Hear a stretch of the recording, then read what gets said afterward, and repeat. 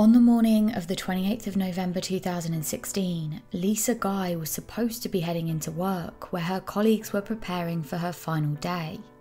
She was due to be retiring, and that Monday would be her final day where they'd be ending with a big retirement party, a celebration of all of Lisa's hard work as a secretary for the engineering firm she'd been with for years.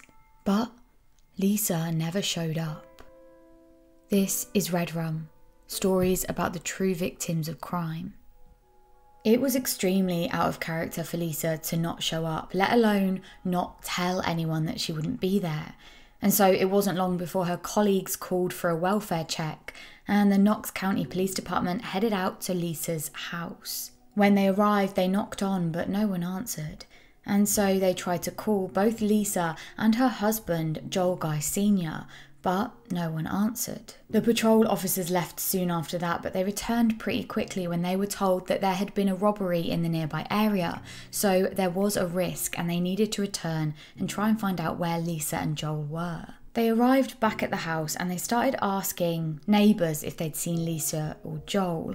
No one had seen them for the last couple of days, and there was nothing necessarily suspicious, but this was a little bit concerning. Lisa and Joel were extremely friendly, they were very sociable, and it had just been Thanksgiving weekend, so the likelihood would be that the neighbours would have seen them, but no one had seen them since Friday. The officers made their way around the house, and when they got to the back, they actually climbed the fence. When they got to the back of the house, they saw that the door handle was broken off, and so one of the detectives looked through the open hole to see what was inside. During this scope of the outside porch area, they started to smell a stench of strong chemicals. They also noticed that the house felt hot. Even from standing outside of the house, they could feel that the heat had clearly been turned up incredibly high. With that, they knew they had to get inside as soon as possible. They approached the garage section of the house and they did actually manage to gain entry. They made their presence known and then they moved from the garage into the main body of the house. When they got inside, they immediately saw a bag of food shopping on the floor in front of the front door. This was worrying to the officers because they could see that some of the items needed to be refrigerated, and so it was a little bit suspicious that they'd just been left out. And in other bags nearby, there were a number of different types of cleaning products, and there were a lot of them. Something shady had clearly gone on, and the officers were about to find out exactly what. Inside one of those grocery bags, the officers found a receipt, and on that receipt, it showed the time 12:15 and that it was from the local Walmart store. And so they managed to cross-check CCTV, and they could see that Lisa was on that CCTV footage at 12:15 p.m. on the 26th of November, which was the Saturday, and by now this is the Monday, so that's 2 days later. Because the groceries had been found by the front door from that day, they knew that whatever had happened to Lisa had likely happened on Saturday the 26th of November, just a little bit of time after 12:15 p.m. The officers moved away from those bags near the front door and they continued their search, and they went up the stairs towards the upstairs landing area. They actually noticed dark reddish brown stains, which they assumed were probably blood, and they were leading all the way up the stairs on the walls.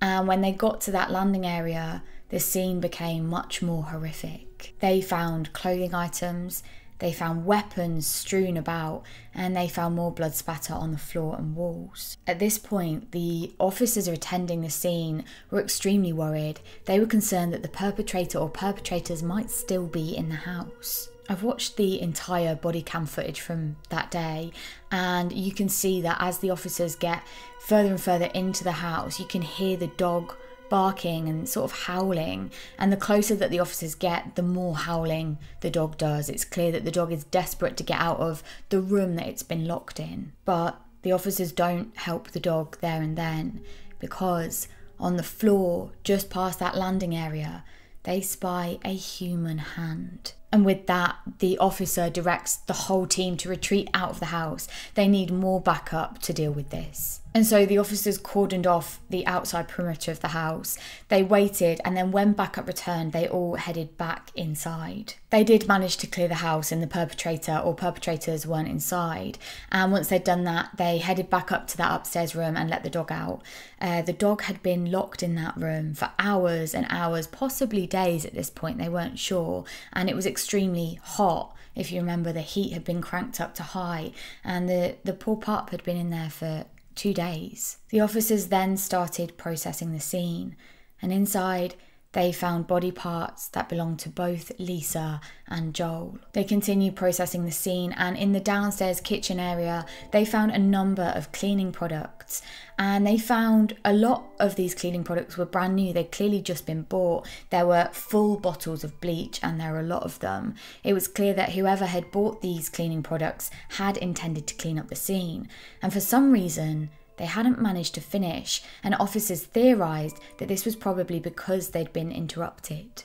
In order to find out who had done this to Lisa and Joel, they needed to look into who they were and who might have wanted them to disappear. Lisa and Joel had been married for 31 years, and when they'd met, Joel had come into the relationship with 3 daughters from a previous relationship. He had 2 twin daughters, Michelle and Angela, and another daughter, Candice. Lisa had completely taken to them. She loved the idea of having a big family, and then in 1988 she and Joel had a child of their own, a little baby boy they called Joel Michael Jr. Because Joel and Lisa's son was also called Joel Michael Guy Jr., for this episode I'm going to be referring to him by his middle name, Michael. Now, they were an outdoorsy family. They spent a lot of time out hiking and on the lake, on the water. They really enjoyed spending time as a family together all outside. By Thanksgiving 2016, Joel had been working as a pipeline engineering designer, and Lisa had been working as a HR administrator in Oak Ridge, and they were both gearing up and preparing for their retirement together. Lisa was excited about retiring so that she and Joel could spend more time together.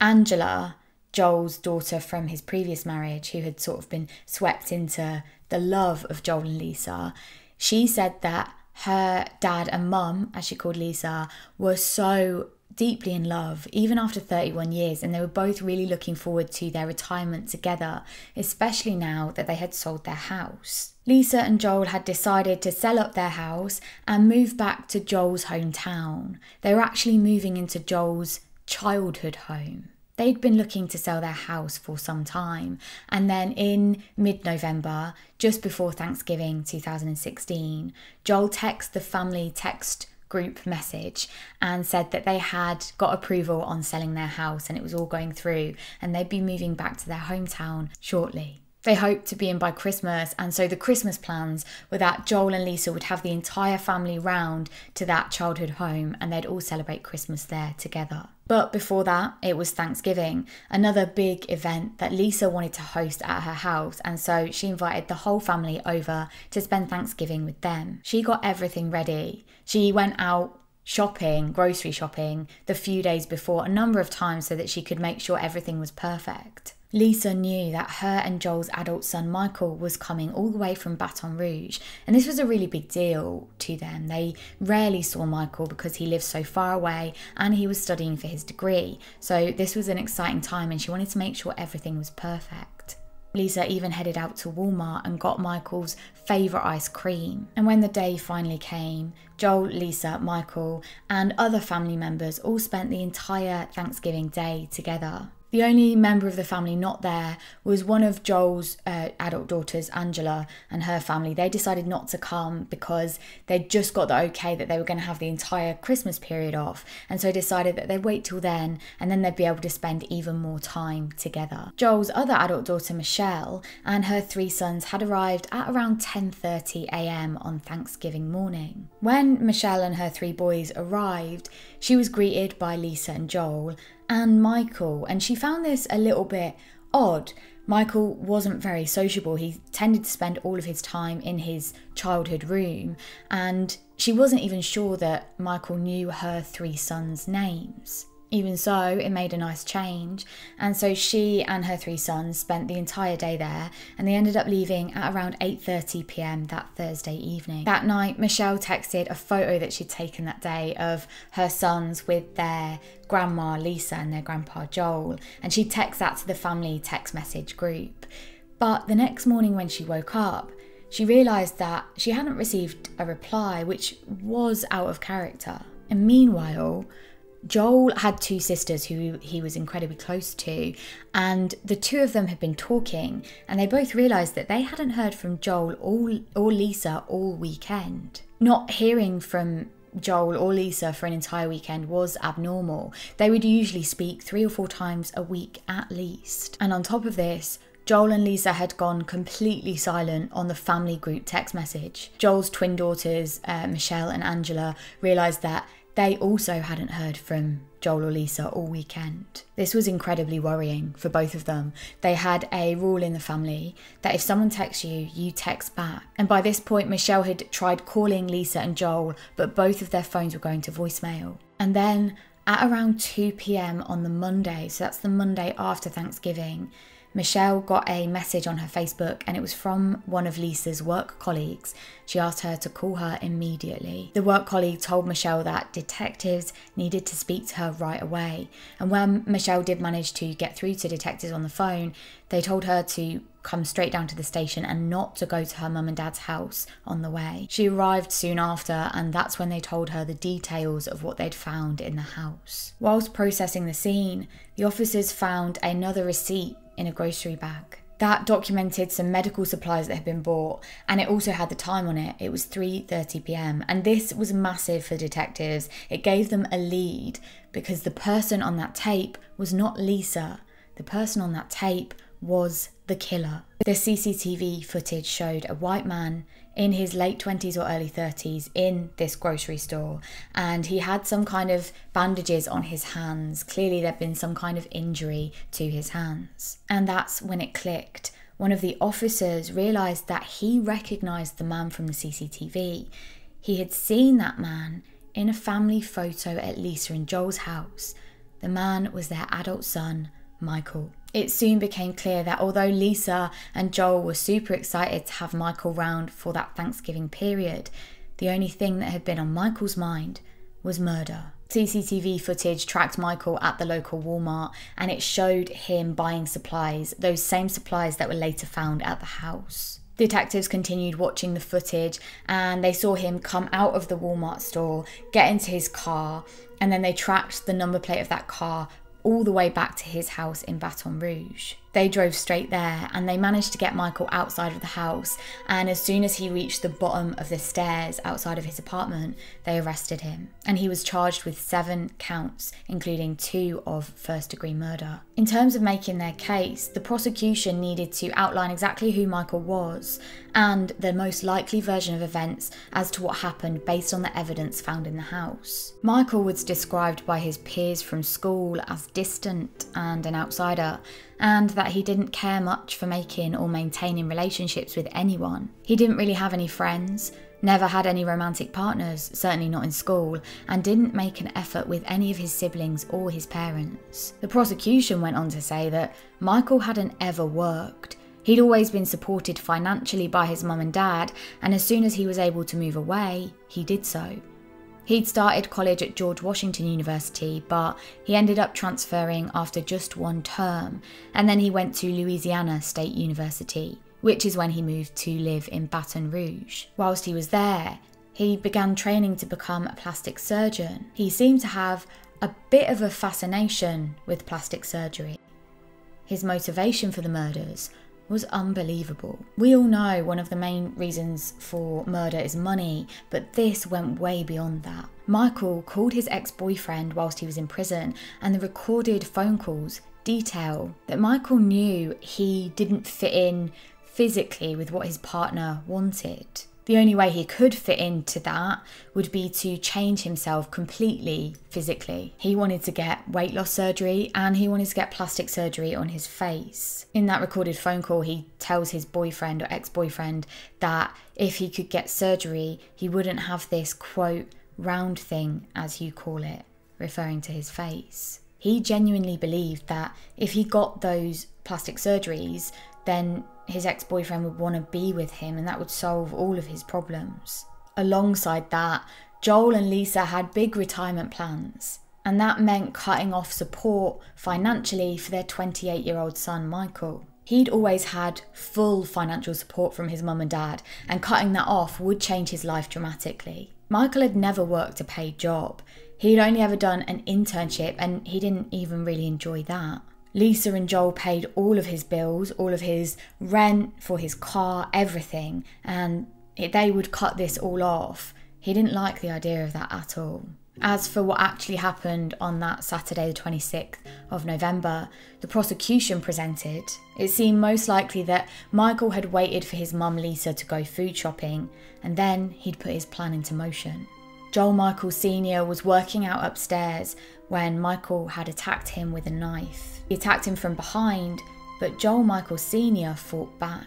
The scene showed evidence of a violent struggle with torn blinds, blood spatter all over the wall, and even one of the gym machines had fallen over. Joel Michael Sr. had managed to injure Michael quite badly, hurting his thumb with the knife, but ultimately the element of surprise and preparation that Michael had meant that Joel Michael Sr. didn't stand a chance, and unfortunately, Michael had managed to kill his dad. His cause of death was multiple stab wounds to the back. Michael then waited for his mum to come back home, and when she arrived through the front door, he had somehow managed to lure her upstairs. They knew that he'd done this pretty much straight away because of those groceries that had been found by the front door. Lisa had come in and she hadn't even had a chance to put those groceries away. Somehow Michael had got her to come straight upstairs. As soon as she stepped onto those stairs, he attacked her again with a knife and killed her.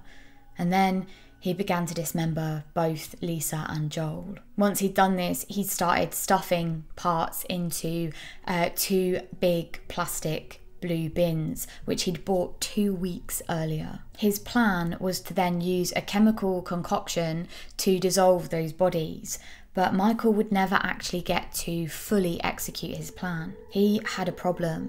He hadn't accounted for the fact that his dad would fight back so well, and he wasn't accounting for the fact that he was going to be so badly injured and that he did need urgent medical assistance. Straight after the murders, he'd gone to the Walmart in Knoxville and he'd got some bandages and sort of patched himself up as best he could, but it really wasn't helping, and he knew that he needed to get home and see a doctor. And there was no way he could see a doctor in his hometown that would just alert authorities, and it would raise suspicions, especially if he was ever a suspect. And so he decided to drive all the way back to Baton Rouge and go to the emergency room there. Before he left, Michael took his mum and dad's wallets and emptied them of cash, and he also took some prescription pain pills. The very next day, just one day after the murders, Michael logged onto his dad's online banking and he transferred over $4,000 to his university to pay some fees. And later that same day,